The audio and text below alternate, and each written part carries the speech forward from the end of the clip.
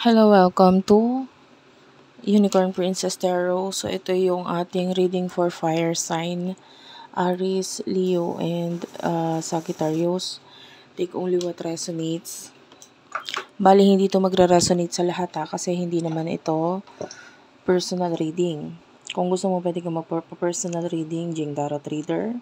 Search mo na lang siya sa Facebook. Okay, so again, this is for fire sign, Aries, Leo, and Sagittarius. Siya nga pala, kung gusto mong sumama or magbigay ng donation para sa mga batang nasa bahay ampunan, December 23, pupunta po si Madam Jean sa bahay ampunan para mabigay ng kasayahan, kaunting kasayahan para sa mga batang nasa ampunan. So, kung gusto mong makiisa, makipag-coordinate na lang kayo sa kanya. Okay?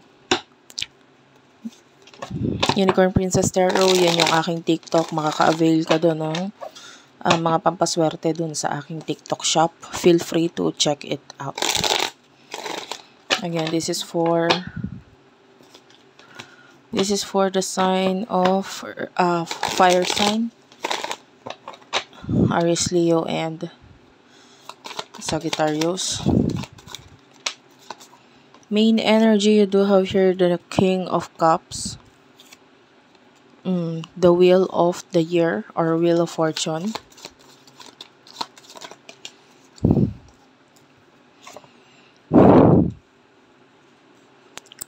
Seven of Swords. Bottom of the deck is a Two of Wands, Aries, Leo, Sagittarius. Gemini, Libra, Aquarius is also here. Itong person na ito, I feel like hindi ikaw to eh. This is a person na nakikita nating umiiwas sa'yo, lumalayo. Maraming pagbabago ngayon sa buhay niya. Nagfo-focus siya ngayon sa kanyang mga plano with the Two of Wands. This person, either ang tingin niya is that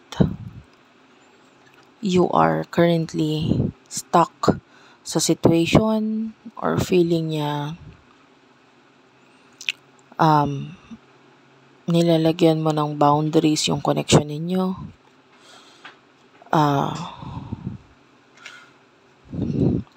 Feeling niya hindi ka okay.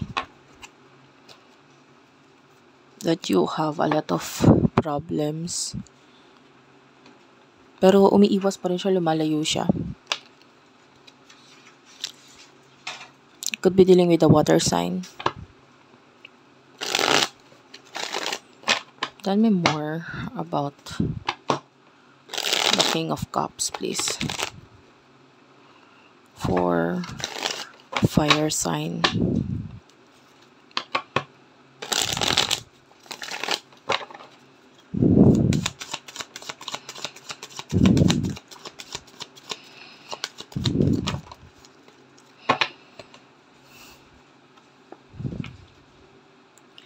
You do have the Strength card.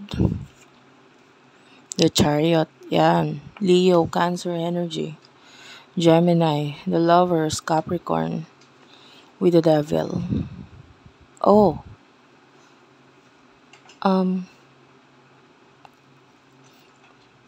Ito hindi ko alam kung sino sa inyo, pero maaaring ikaw. Ang tingin nitong taong to ay ikaw ay nasa karmic relationship or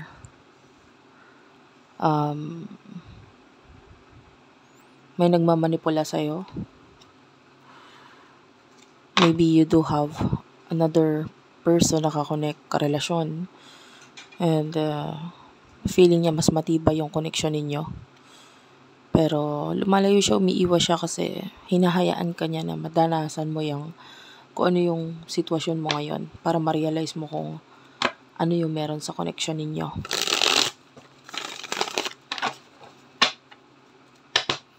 Clarify the Wheel of the Year or Wheel of Fortune. And the Wheel of Fortune is clarified by the Three of Swords and a 5 of Wands. So, pinaka main problem dito sa connection nito is the third party situation. Might be may pag-aaway, pagkakagulo. Kakaamoy ako ng mangga. I don't know if favorite mo ba yung mangga or naglilihi, or gusto mong makakain ng mangga. What's with the 7 of Swords? The 5 of Cups is here. This person is really sad sa nagiging connection ninyo because of a third party situation. Nalulungkot siya kasi parang nasasayangan siya, hindi nagkaroon ng reconciliation or connection sa inyo. Para sa'yo, ikaw pa rin ang para sa kanya, ikaw pa rin ang matimbang. Kumbaga, ikaw pa rin yung hanap niya sa puso't isipan niya. Parang, I don't know kung tinry niya makipag-connect sa iba or nasa kanya itong third party situation nito. Pero nangyayari dito, ikaw yung mas mahal niya.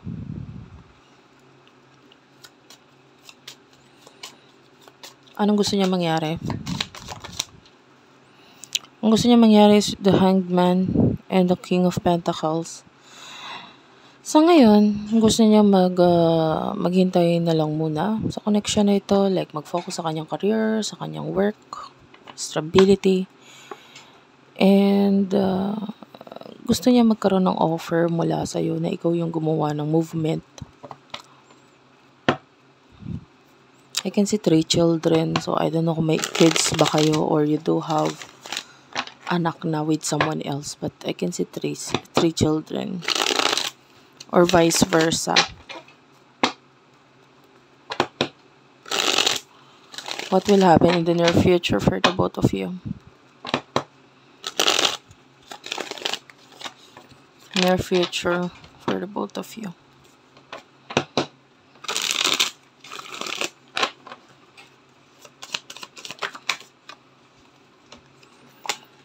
The Sun is here.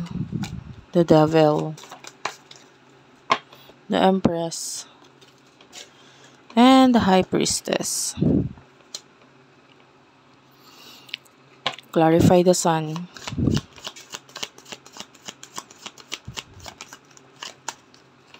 The Sun is clarified by the 9 of Cups, clarified by the Devil.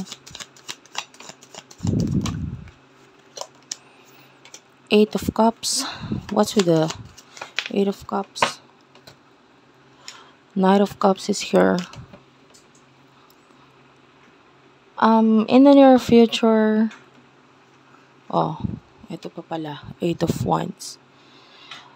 In the near future, I can see you loving yourself. I can see you being the High Priestess and the Empress.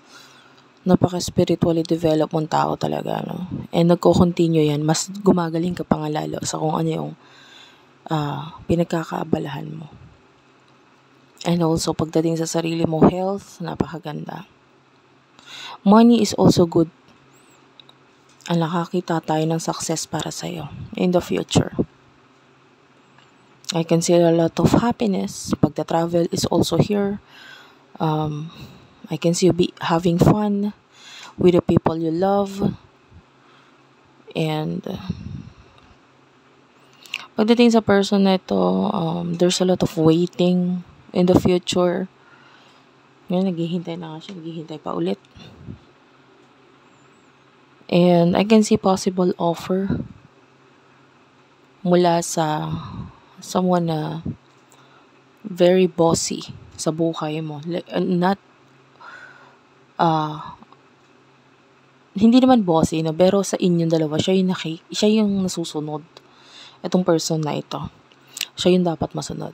And I can see an offer mula dito sa taon to. Maybe this is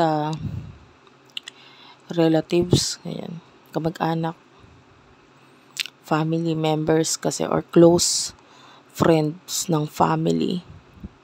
Yun nakikita natin nagbibigay ng offer sa'yo in the future.